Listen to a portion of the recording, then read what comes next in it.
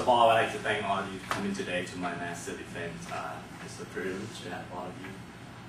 So my master thesis is done on tracking colliding cells under the direction of Dr. Nguyen. My committee members, Dr. Richard Souvenir and Dr. Nguyen, who should be here shortly. So let's get started. The first thing we'll talk about is the type of cell we're trying to track here is white blood cells. And white blood cells here have a significant role in our immune system. I call them the little warrior of your body, because its role is to protect us against infection. When as soon as bacteria enter our body, white blood cell will detect it and attack bacteria. So it's important in our immune system. White blood cells also look out for signs of disease or tumors in case of some type of white blood cells. And the third thing about white cell is they have that very small size, so you would need a microscope just to see it. A drop of blood can contain from 7,000 to 25,000 white blood cells. Besides all that, white blood cell can exhibit different motion behavior, as you can see in this video from a microscope of white blood cells. So first, it can flow in through the vessel. You can see some of the cells kind of go through really fast to the vessel. Some of the cells are rolling along the vessel wall, and you can see some of them, the one right here, kind of roll along the vessel wall. And some of them actually adhere into the vessel wall. This is when it kind of smells the bacteria and kind of stop to track down the bacteria. So we have different motion behavior of white cells. Okay. So in the past, biology tried to learn cell behavior by tracking a few cells. You can see in the image, tracking cell in the video by clicking on the location of the white cell from frame to frame. There, see it familiar. The problem with manually done tracking cells is that it's a tedious process. Clicking cell all day wouldn't be fun to do. Next, this is a very expensive process because it requires time, people time, and energy to do so. And it's subjective because different person may have different opinion on different clicking where exactly the cell is, and depending on if they're tired, they may do it a little bit differently. So automatic method would provide us with a little effort for the tracking, since it's done by the computer. It's inexpensive because computers are generally cheaper to implement as soon as you have the right software to do so. And computers are very objective, so we could have a consistent results every time we try to track cells. So automatic, obviously, a better implementation with the tracking of these white cells. There are various previous approach in tracking cells. Very active group by Scott Acton proposed a numerous approach to tracking cells. Ray proposed an active contour tracking method to tracking rolling leukocyte before. He's one of the guys from the Acton group. And this another researcher in the same group, in 2005, he provided a Monte Carlo method to track cells. These two methods rely on the gradient on the cell boundary to track cells. And they only can track one rolling leukocyte at a time. Another researcher in Acton group can be able to track multiple cells using level set analysis. He claimed that can track multiple cells. However, one constraint in his tracking is that the cell has to move from up to 3 pixels per frame. So it's really slow moving cells. Our data set.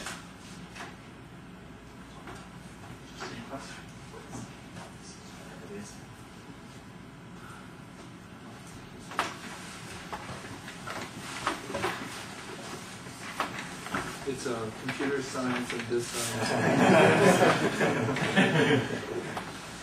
And others are besides. The others, we have, but it only can track one type of motion of the cells here. Outside of the Acton group, we have several other approaches that proposed in the past. Eden et al. in 2005 give us a smooth constraint that can track cell moved in constant speed. This method rely on the smoothness in the velocity and the direction of the moving cells. It also require they call it virtuous flow of the blood to apply the cells. Recently, Lee et al. 2007 proposed a linear street construction to link on the track of the cell. They say that it would improve the more robust, longer track using their track linking method. And Smith et al. In 2008 provide a probabilistic formalization of tracking cells. This method, the most recent one, would have a constraint that no cell, the speed of the cell would related to its shape. This is longer, elongated cell will not have faster moving speed. In our case, the shape of the cell, however, is reflect the multiple cell rather than the speed. So this is the table summarize all of the existing method and our own method about different qualitative abilities of each method. So that you can see the first two methods rely on the single cell tracking method, and the rest are multiple cell tracking.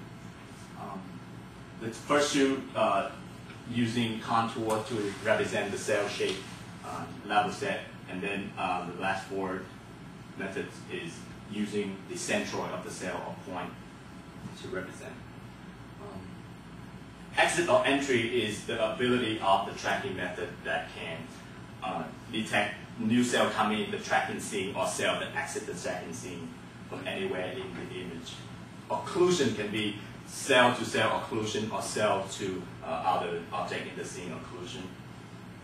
Various motion is see if the ability to track in cell having different motion behaviors, so that flowing, rolling, or adhering. Collision is what our paper actually focus on, is the ability of tracking cell, why they collide to each other. Optimal solution is provided by the active contour and the level set methods.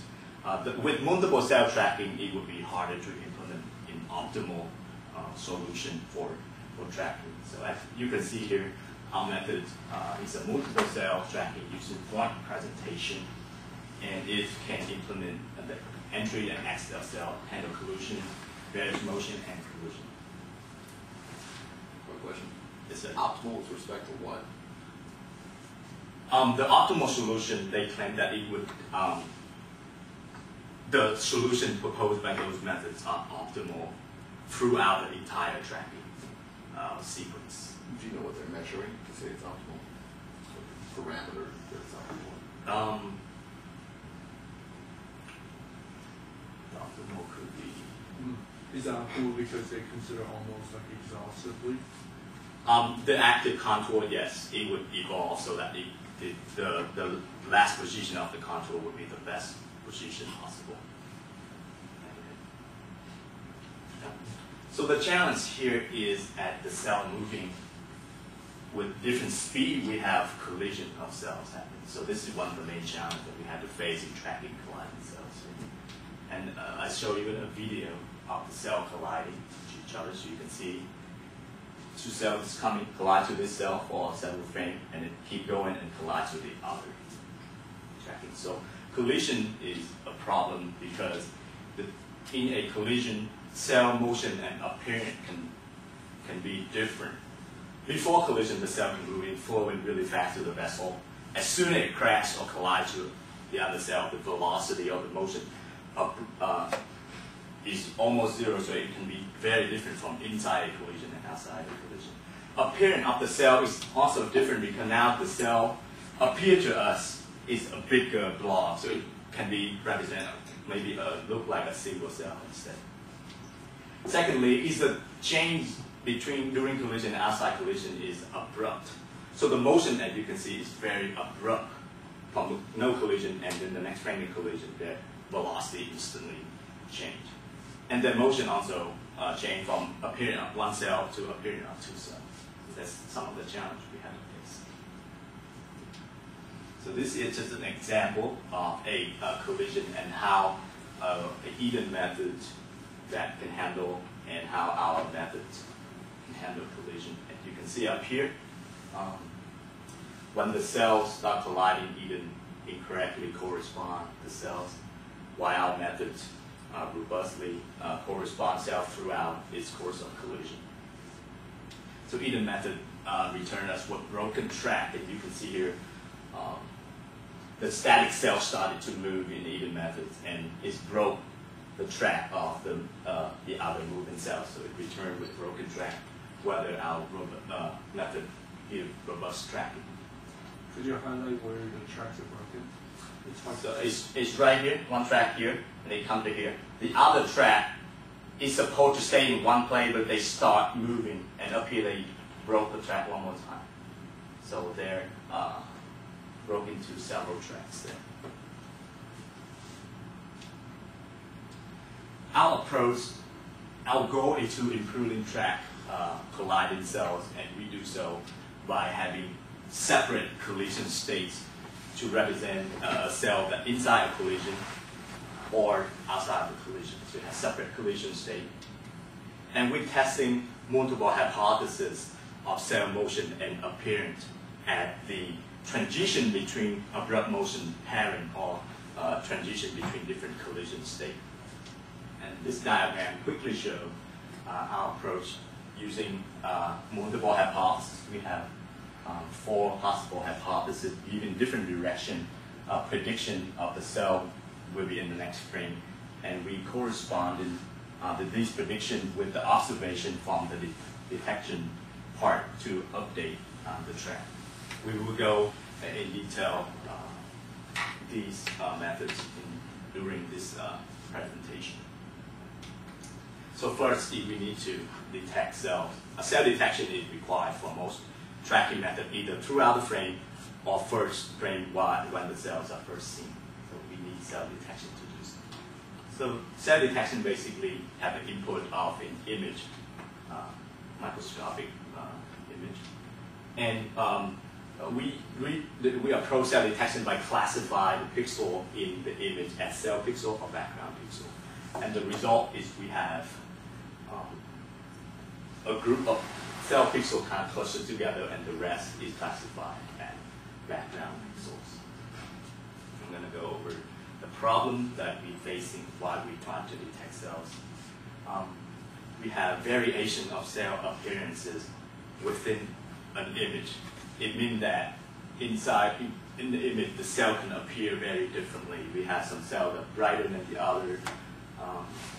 If they move in fast, they appear to be more blurred. Depend on the level of absorption of the fluorescent dye, they can maybe glow on different level on different part of the cells. So it's very different appearance within the image. Also the appearance of the cell is also varied in time. These images here showing the cell appearance throughout time, and as you can see up to this point, this two-cell image here, the cell is changing appearance because it has collided to other cells, so it appears to be bigger than its appearance before. And after the collision, it kind of has a different appearance as well. So we approach the problem using a supervised learning method called adaptive boosting or AdaBoost. And AdaBoost is an idea to combine many rules of thumb to a highly accurate prediction rule. The input is a visual features of a training sequence that you can acquire prior to the detection. Its schema is to maintain a strategy to determine the rule of thumb using weight distribution. And finally, the output of AdaBoost is a single strong classifier, which is a linear combination of a set of weak classifier or these rule of thumbs. So for training, we used 100 cell sample and 100 background samples. These can be sampled on a training sequence that we have. So the feature that we use here, we use two features. The first two features is based on the color or the intensity of the image. The mean intensity is used because cells are generally brighter than background. Standard deviation of intensity is used because cells are having more variation in the intensity, and you can see in some of the sample image, it's kind of bright, and they have other darker pixel, as you can see when it comes out to the background. So we have higher standard deviation in intensity. The third feature that we use is a texture features, or we call it normalized radial means. Radial mean take into advantage that the cells are generally right in the middle, and as we go outside on different ring, it gets darker and darker. So we build the radial mean kernel with different rings, and each represent a radius of a region a certain distance from the center of the cells. And you can see here, the mean would be darker and darker as we go outward. So with these features, depend on the feature score, we come up with the decision rule for the supervised learning method. So with that decision rule, we're going to go into detection procedures. We're going to scan each and every pixel in an image. And for each pixel, we compute the image feature vector from a window that crops around that pixel. We classify that pixel as cell pixel if the feature score satisfies the learned decision described in the previous slide. If not, we classify them as background pixel. And then we cluster the group of cell pixel into cell observation. So that's how we detect cells. Now, come up to cell tracking. We have an image of detected cell in one frame. We have multiple frames. Now, tracking basically correspond all this location together so that cell can be appear to be moving through the frame. And you can see the sample result, this kind of tracking method. In cell tracking method, first we're trying to predict where the cell is going to be next using multiple hypotheses. Then we correspond this prediction with the measurement we acquired from the detector. And thirdly, we're trying to update based on the state of the current state of the cell. Step. So Kalman filter is what we use to tracking cell framework. And it's a very popular method that's extensively used in the vision community. Since tracking, this is the estimator of the state that is optimal. And Kalman filter consists of two steps. First, it's trying to predict where the cell is going to be next, or the object it's trying to track in the next time step. And then it's correct, so it incorporates what it sees into a, incorporate the state and the measurement into the more improved estimate. So smooth motion Kalman will be handled pretty good. But what if we have abrupt motion in case of collision? Then we implement it with collision state. We basically say the cell can have no collision or involved in collision, so it can go from no collision to collision. And this transition between these states is presented by the hypothesis that we have. So we have the cell can stay in the same state, which is stay no collision and go to no collision in the next frame, or from collision go to collision in the next frame. Or they can switch from different states. So no collision can go to collision, and from collision to go to no collision. So if stay in the same state, the motion is pretty smooth. But go from different state, the motion will be abrupt. So we're going to implement both of these hypotheses. Okay, go through this quickly. The collision state, you have two different states here. The transition between states, we have four possible transitions as I described in the last slide. So we have four possible hypotheses. The state vector represented by using the xy location of the cells, the velocity, and the area. And the motion apparent model basically just show you how to predict from one frame to the next. So we have the state vector in frame t. Using this model, we can predict the state vector in the next frame. We have these different matrices in which we're gonna depend on the hypothesis that we selected, and we also added some process noise. And the observation vector basically is what we see in the cell detector. So we have the location of the cells and the area of the cell's observation. Okay. So for different hypotheses, we would have from no collision to collision, basically is a same process and Kalman filter with constant velocity model. From no collision to collision, a little bit different now because the cell gonna go through an abrupt change. So we predict the collision location, and the velocity gonna be estimated at approaches 0. And the area of the cell now gonna be estimated at the sum of the two cells that are colliding. From collision to collision, the velocity had not much change during collision, and the location be updated using collision speed. The area stays the same at the sum of colliding cells. And the last hypothesis predicting when the cell is going to split it away from a collision. And so after the cell split it away, it usually resumes to a velocity. That's why we have the assumption that we'll restore to the velocity before the collision. The motion will be updated from the restored velocity. And the side of the cell, now the cell is going to appear to be singular cell again. So it restored to the side before the collision. Again, we assume that the side will not change before the collision and after. Okay. So for the tracking step, I'm going to go over on the tracking step that we use. So we have 4 cells in one frame here, 1, 2, 3, 4. First step is we predict its motion, where it will be in the next frame using the motion and apparent model that we have. We predict the motion of the cells here. We also predict collision with our multiple hypotheses. So you see the collision may happen between cell 1 and cell 2. The third step, we get the measurement from the cell detection results. You can see here, we get the measurement from the cell detection result.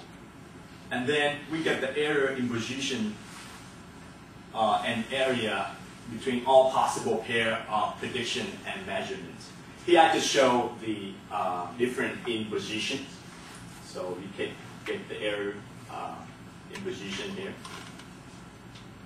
And then we correspond the prediction and the measurement based on the minimum errors that we get. So for if we don't have measurement, we're going to just set the cells aside here. What if we have no prediction? We're going to handle that as well. If we have prediction and measurement, we're going to correspond it. See, this instant right here corresponds using the first hypothesis or the constant velocity hypothesis.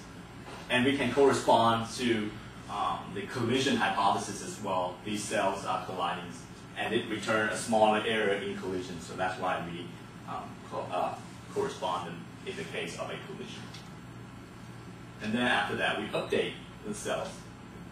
Colliding cell get updated at 2 individual cells in the bigger detection results. If there's a measurement without any prediction, we assume it's a new cell that had just entered the scene. And the cell might not have a detection result, maybe because it got misdetected during the frame. We describe it as lost cell and still keep it in our tracking method. And non-colliding cell get correspondence as well. So the next step is to repeat the prediction for the next frame. And so the lost cells, we still predicting that they're moving at the same speed they moved before. And the new cell going to start moving. The non-colliding cell, we assume it keep moving in a constant velocity. And for the colliding cell, two things that can happen. It's either can stay colliding, just stay colliding, or it can split away. So again, we use multiple hypotheses to predict these options. It can happen. And we keep repeating the tracking step from frame to frame. This is one of the results that we have here. Colliding cell is labeled at the red number, while the non-colliding cell at yellow. You can see we'll be able to track cells throughout the frame. Okay. So to evaluate the performance of our method, we have different data we apply. We have 8 image sequences that taken from microscopic video. Or we have 300 different tracks of cells that acquired by a biology technician, and we also manually label them at ground truth file tracking. We have 800 cell positions that we evaluated on. Okay. So first, we're trying to classify this ground truth into colliding cell versus non-colliding cells, and the requirement right now is at any given frame, if the distance between the two ground truth of the cell is less than omega, or the cell's diameter, these cells are classified as colliding cells. They're very close to each other. We have 112 colliding cells in our data set. Non-colliding cell is the cells that are farther away than our cell diameter. So we have 188 non-colliding cells in our data set.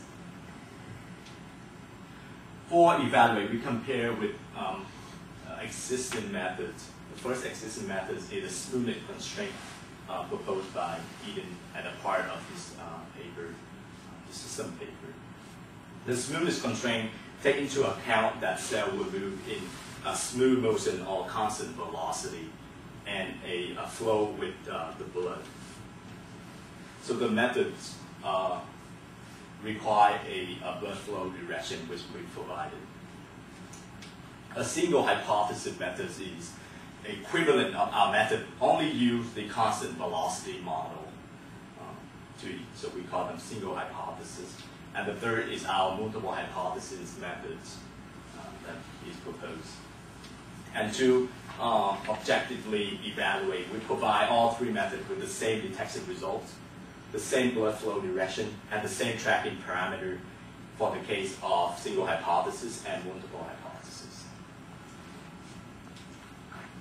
So first, we want to evaluate the detection performance before we move on to tracking performance.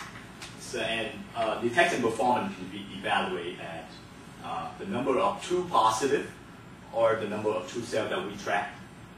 The green here present the detected cell, and the ground truth presented by the blue circle. So if the ground truth and the cells are within half of the or within the diameter over 2 or the radius of the cell, we classify them as ground positive. Any ground truth cells that have no corresponding from the detected cells is a false negative. Any detected cell that does not have a ground truth cell correspond to it is a false positive. And we measure 2 things from it. Is first is the recall, or the ratio between true positive and the number of cells, the number of actual cells. We have 75% the recall rate. And the precision is defined by the ratio of the number of true positive and number of total number of detected cells in our detection. And again, we got 77%. So with that detection result, we come up to the tracking performance. So we have the colliding position data set and non-colliding. We also include all positions, so you can see it with respect to each data set. The SC is the smoothly constrained method, SH is single hypothesis, and MH is the multiple hypothesis. So first thing we see here, first we calculate it based on the position error, or the root mean square of position error, and this is calculated in pixels. So first, we can see that the single hypothesis method introduced additional errors in precision compared with the smoothness constraint. You can see they kind of reduce the accuracy a little bit. Our methods, however, do not introduce additional errors. And as you can see, the difference between the colliding position and non-colliding position, the errors is generally higher. So you go from 5.27, and similar to all the methods. So estimating the colliding cell position is harder or more difficult than non-colliding position. The second performance metric that we use is percentage of track position. It basically provides how well the cell tracking method be able to track these cells in the total position of the ground truth cells. Again, we use the same data set and the same method to evaluate. You can see the large improvement in colliding position within these three methods. And for non-positions, we also see the improvement overall. Like the improvement we have from smoothly constrained to single hypothesis, and again, we can be able to boost it even higher in multiple hypotheses, and up to 28% for all position from the smoothly constrained method to our method. The third thing we notice here is that the percentage track position or PTP is reduced from colliding position, from non-colliding position to colliding position, so that tracking colliding cells generally is more difficult to track non-colliding cells. Okay. So here we have a quick comparison between the methods. You can see here the smoothly constraint misdetected collision of the cell and recognized only one cell. Similarly, the single hypothesis also misdetected the collision and produced broken track, and you can see that here. Our methods be able to recognize individual cells while they're colliding and classify them correctly. So we have a robust track, two separate tracks, as you can see now. Okay. So we do a little further on in the evaluation of tracking colliding cell by investigate on the effect of collision duration on the tracking performance. So since smoothly constrained do not produce very robust track, we exclude them. We exclude it from being considered in the collision data set. And we classify the collision position based on how many frames that the cells stay colliding. So we have different bin of colliding position based on the collision duration that it have.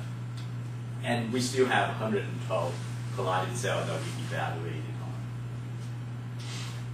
So this graph showing the effect of collision duration on the estimation of cell location. And you can see at the duration increases, the tracking errors also increases. And the two methods, single hypothesis and multiple hypothesis, are having a similar performance on the estimating the error of the cells. So basically said that the location of the cell is estimating based on some other factor, maybe detection results. As for the percentage of track position, we look into the effect of collision duration, and you can see the two methods perform a little bit differently. Overall, both single hypothesis and multiple hypothesis have reduced performance while the collision duration went up from 1 to 6. You're noticing here at the collision duration get increased, there are wider difference in performance between the two methods.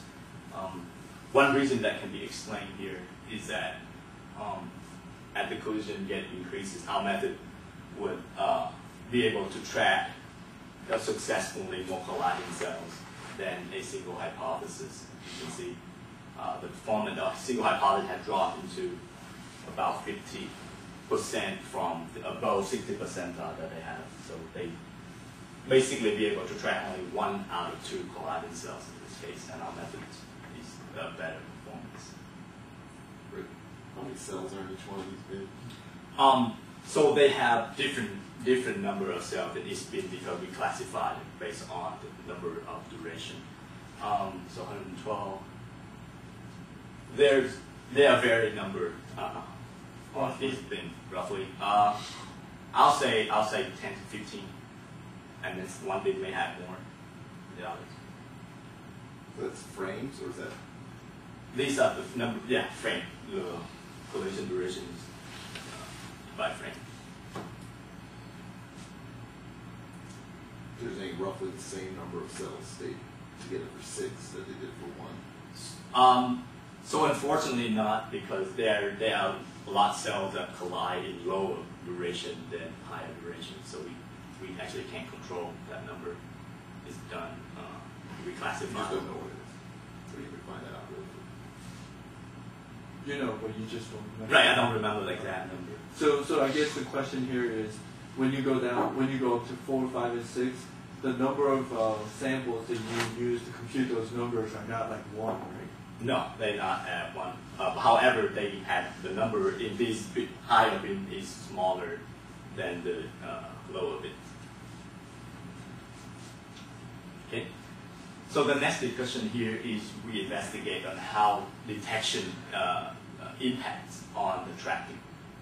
And so with that, we select the data with good detection result before and after the collision, or plus 2 frames. The reason being is that during the collision, the detection is just had no way to classify colliding cells, so we can't consider the data that during the collision. Rather, we consider it outside of the collision with good detection results. And so we have 38 cells that satisfy this detection requirement, or almost 600 cell precision that we evaluate. So this table represents the impact is on the error in precision. You can see the different improvements. So the first data set is all colliding precision, and the second is only the colliding precision with good detection results. And you can see the improvement is about 0.1 pixels, so it's not that significant in single hypothesis method.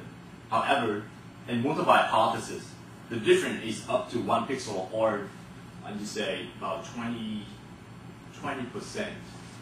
roughly between the 2 data sets. You can see the different improvement between the data set. And again, you can see the different improvement within the method. In colliding precision only, the improvement is rather small, but about 0.2 pixel. With good detection, however, our method doing a lot better here, as you can see.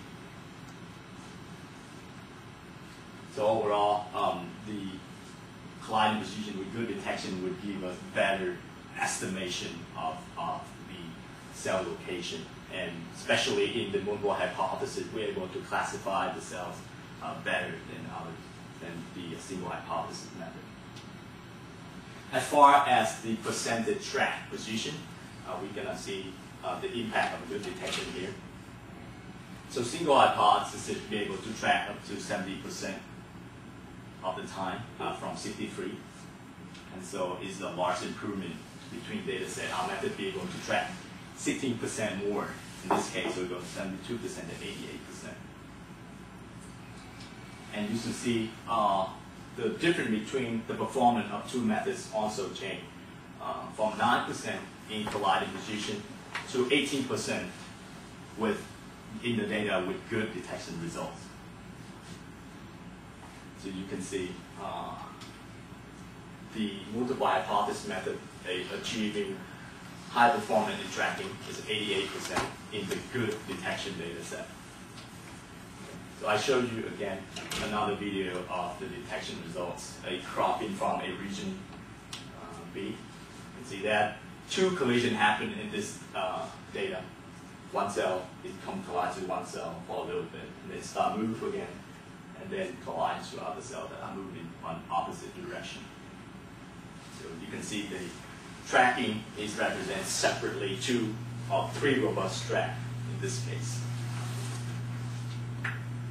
So of course 88% is pretty good. However, we need to have a lot of improvement that we need to do on the future work. First off is the detection results are not perfect. So we need to add a better feature to improve the detection. This image is showing the bad detection result at the cell increasing speed and it going down. This region right here, you can see, but it's really hard to be able to detect the cell because they are very faint, but they move very fast. So our detection method is not picking up those cell position. And so does here when it kind of very blending the vessel of the background. The second future work that I want to mention is that to have a better method to track the cell, maybe a probabilistic approach between the transition of the collision state. You can see here the cells mistakenly detect a colliding cell. You see it come together, they thought it was the collision. And in fact, it's not. And if we know in the next frame that it may be behave differently from a colliding cell, that we may be able to tell that it's actually not a collision. So we hope to improve the performance of the tracking method using this probabilistic approach to track cells. And the third future work would be trying to expand this framework into track cell with more complex motion and behavior. I just show one example here in the ground truth. That these cells, 4 cells that come and collide to each other, which is really hard to see whether the cell, whether now they kind of very close to each other in the one big block in the darker background. And be able to track these cells would be very interesting to see how they interact to each other.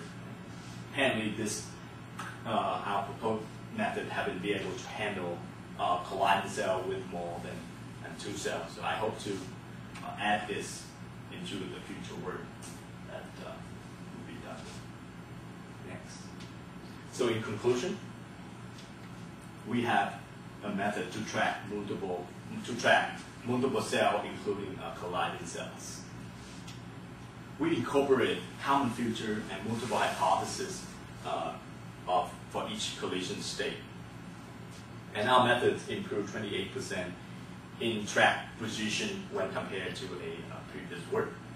And given a good detection result, our method can achieve 88% in track position coverage in tracking colliding cells. So I'd like to wrap up this presentation. Again, thank you for coming, and I will take any questions or comments. Questions from anyone, including committee member? Yes, Yeah. Brian? So when you have a new cell that enters the scene, Right. you basically had no prediction for it. You have a new detection, but then in the next step, you do make a prediction for it. What velocity does that new cell get? Very good question. So you're asking me about the initialization of the tracking method. Very good question. Since we have no idea how to predict the cell, what I do is that before the tracking even starts, I look in through all the frame to see each location in the image where the cell are frequently appear. If the cell, there are a location that cell always appear on the frame, it means that the cell is not actually even moved that much. So I initialize the speed at based on the we call it adhesion probability, or how sticky the cell is in one spot. So if the cell moving really fast through, you're not going to see a lot of frame where the cell is going to be there. And this probability is get multiplied by the average speed, roughly estimated speed of the cell. So that's how we initialize it, the tracking of motion. Rich, this question may be related to that same question again. You're looking at this in two-dimensional videos. Yes, sir. Right? How do you account for what's going on in the real life? You know, the three-dimensional. So if the cells is coming into view and then coming out in a different orientation altogether, with relation to the frame that you're working with, how do you account for that? Really good question again. Right now, our method is tracking cell on the two-dimensional plane. And there are cells that come in and out the tracking planes, and that happen. In that case, it can be when it come out, it can be really blurry. And to track those cells in three-dimensional would be another big tracking problem, which I'm not going to. However, if the cell come out of the tracking frame, get blurry, and later on, a couple frames later, come back on the frame, we'll be able to track those cells. And we account them as lost cell, go out of focus for a couple of frames. And if they come back, we're able to predict the motion using the constant velocity model. And if they do come back, then we're able to track them. But if the cells did come off the plane and no longer appear in the image, that we wouldn't be able to track them, since they no longer appear in the image. And your the cells that you've used for this, it seems as though they're primarily ones that are moving in a predictable direction. Yes, sir. If you add a degree of randomness to their direction, so that they're frequently changing directions, even without a collision, does this complicate your ability to track them during a collision? That is correct. So if I come back several frames, this line. Okay, so this one right here, you can see the cells are moving in different directions. One cell actually moving upward, and one cell moving downward. So in this data set, they have no blood flow direction in which you can use. So it will be harder to predict the motion of the cells. So what we can do is that we only predict the motion of the cell based on what we already tracked so far to predict. So you can see this cell kind of change the direction all of a sudden.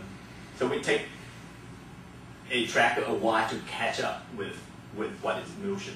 However, if the cells are moving slow enough for the tracker to catch up, it eventually will come back to the location. And changing location, changing direction of motion would take a while or a lag to catch up again. So it's definitely a harder data set to run tracking on. So would you say the one reason that your tracking worked for that cell that went from bottom right to top left, when it was actually doing taking a 90-degree sharp turn, only reason that worked was because there weren't any cells around. So even though this area would be larger than a normal moving direction, but since there are no other nearby cells, the nearest biggest one is too far away, so it's still be able to track. But if there are a lot of clutter cells, I would not guarantee that be able to track. But we look into that. Do you think that there could be any other method that would be able to handle these kind of abrupt sets of motions? Like, instead of moving smoothly, like if it was doing something like this. Like, can you imagine any other method they can use? Even in the literature, if any, they can have multiple motion model that predict multiple motion at one time. So for each given frame, it can predict that the cell going to move normally or the cell going to change direction. They have multiple motion model that can predict those. I think Lee paper may mention it about multiple motion model. So they possibly can be used, and they use hidden model to transition between those motion models. They possibly can be used. So you can imagine what kind of trouble we'll have if there are a lot of cells nearby and they're moving kind of like that. It's like a dance floor. It's extremely more difficult in those situations when you don't have any extra information that you can use. But this case, you'd be able to What's track. another limitation in your model now? Is it safe to say you've seen videos from like sick animal and healthy animal? I see. It's the limitation of this method. Would it be fair to say that in the normal state, because the cells are traveling so fast, that it's actually a lot less accurate? So when let me know if I'm wrong, but if the animal gets sicker, they would have more blood cells that patrolling along the vessel. So we have more cells that travel in the vessel, and with cell more cluttered, probably more colliding happen. Cell moving is just a small area, and with that situation, the more cells, the harder to track.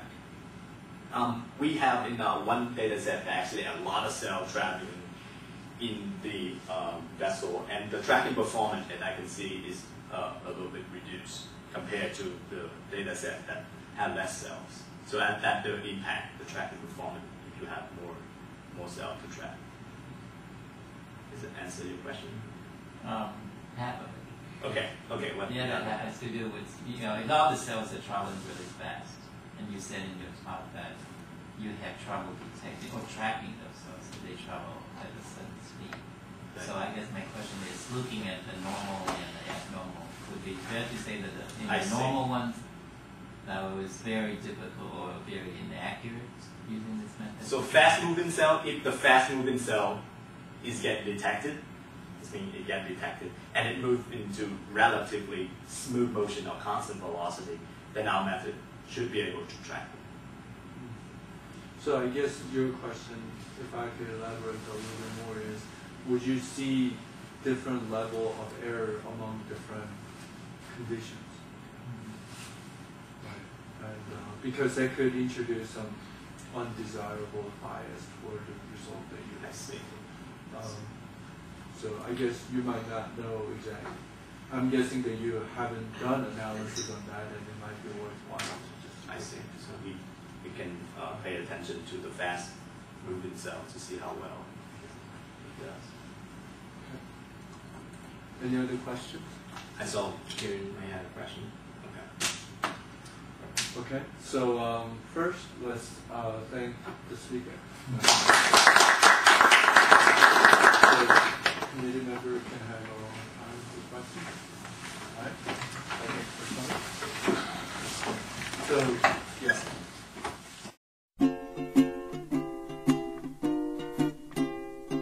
Raindrops are falling on my head, and just like the guy whose feet are too big for his bed, nothing seems to fit.